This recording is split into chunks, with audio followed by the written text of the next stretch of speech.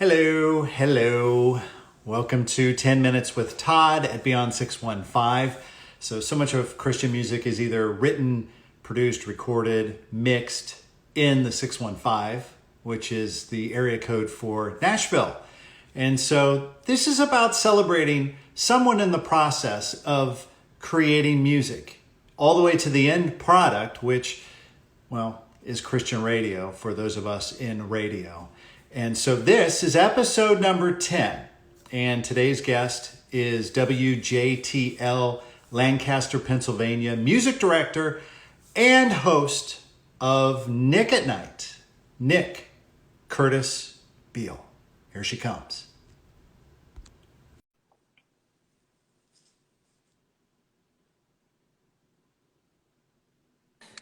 So glad to be with you. Hello, hello. How are you? I'm going to adjust my camera here. I'm doing well. How about you?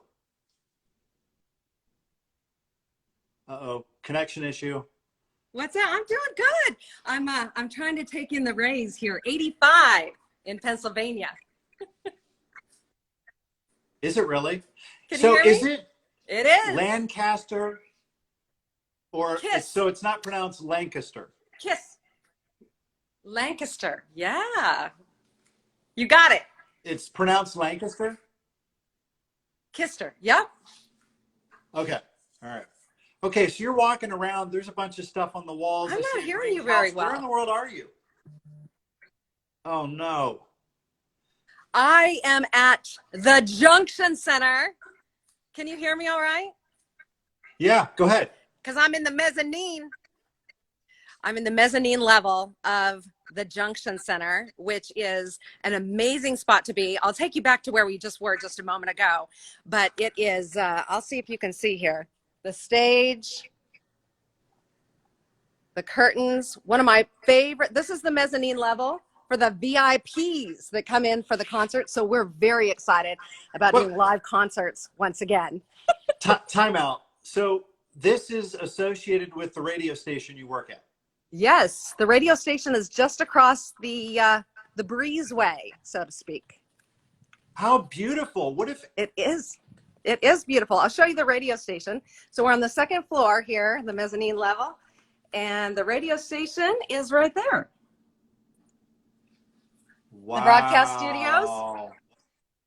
And there's another, the Millen Room. It sits about 50 people. We do these win it before you can buy it events and these live events.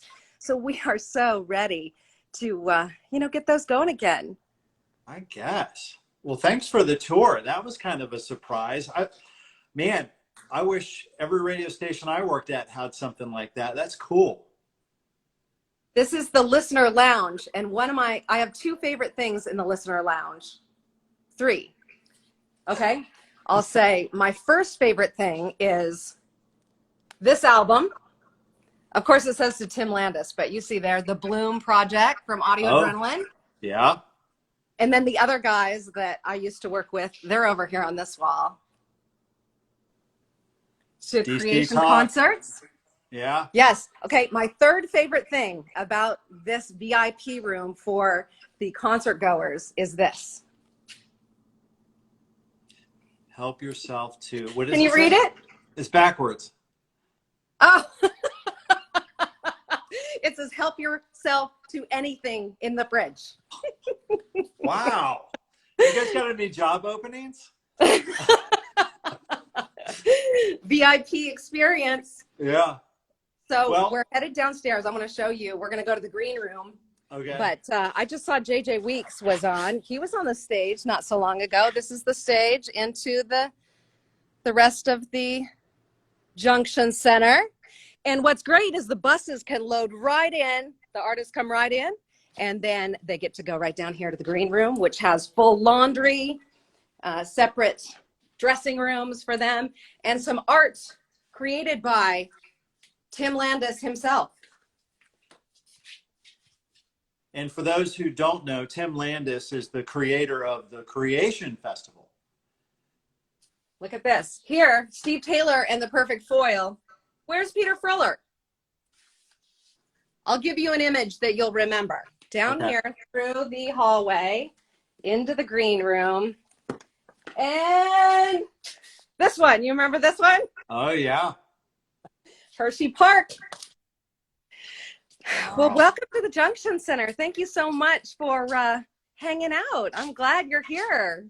An amazing tour. You sent me some pictures, but really the video does it a little bit better. But I'm sure being there in person, like I can't. If you're an artist, like you've got to book a show and go to the Junction Center, right? Seriously. Yeah, you'll see all these people looking back at old timers, you know. It really is like a museum of musical history, the concerts.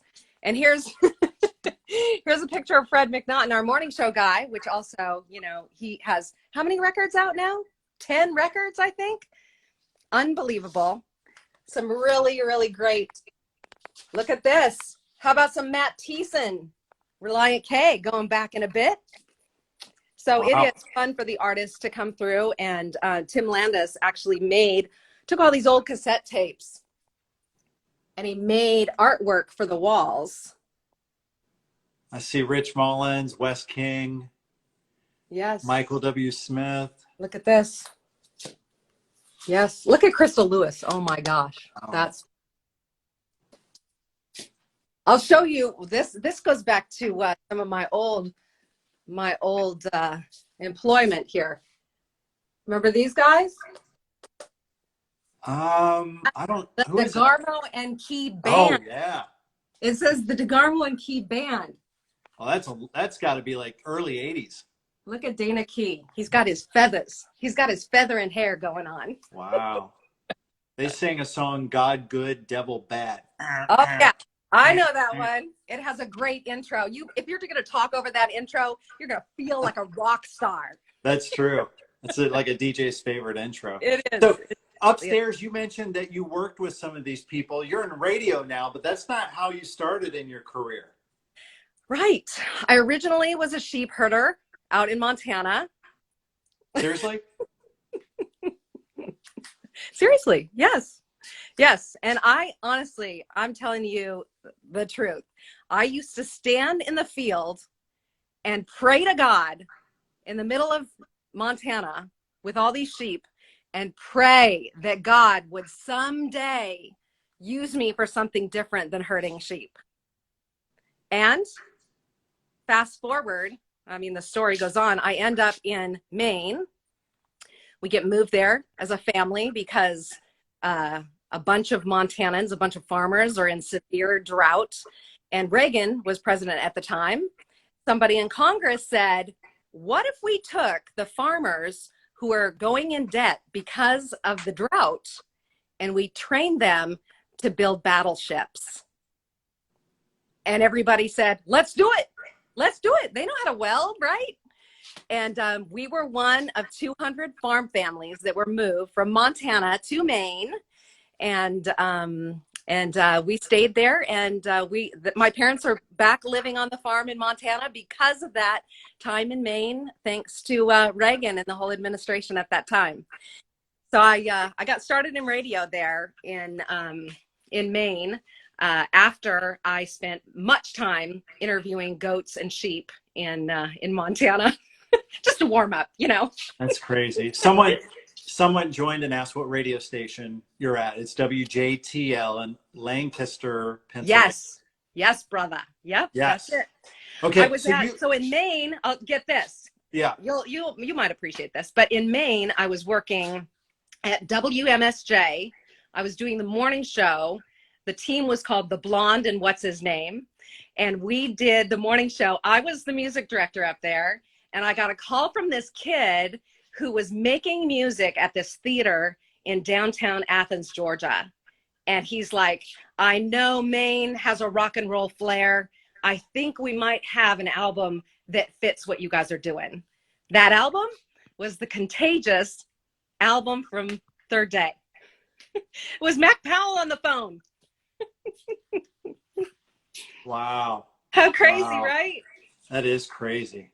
But there's nothing Really like that first Third Day CD, man. That might have been their best.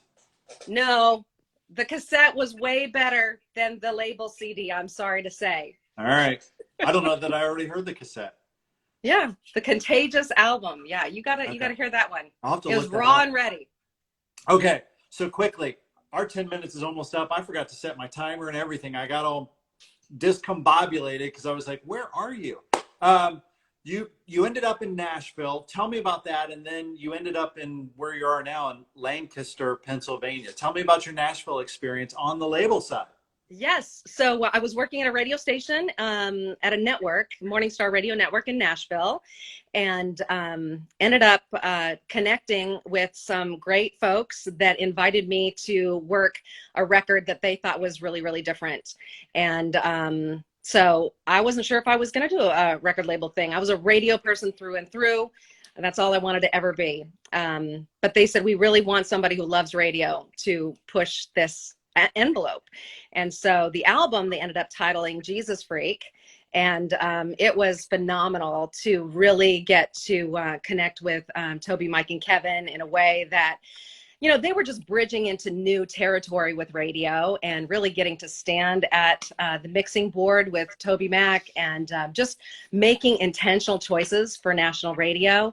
And it was so great to come up under Eddie DeGarmo. And of course, I worked with Dana Key on the Ardent side.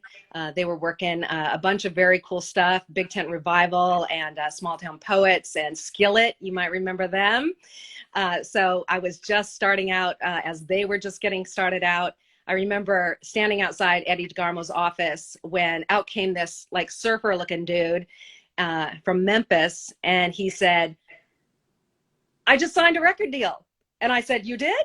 And I shook his hand. I said, well, I'm your radio person. And he took me in and showed me his signature, still wet on the paper in Eddie DeGarmo's office.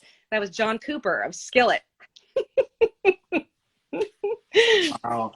I didn't know So this about crazy. you. I was hooked at that point. I was definitely feeling the record label side of things. But I'll tell you, I'm here at WJTL now, and I've been here for man. I think the first voiceover stuff I did for them was like in 2010, and then ended up doing the request show here live every night, which is really, really fun and a great time to interact with the listeners. And I love being back at radio. It is definitely my heart's cry.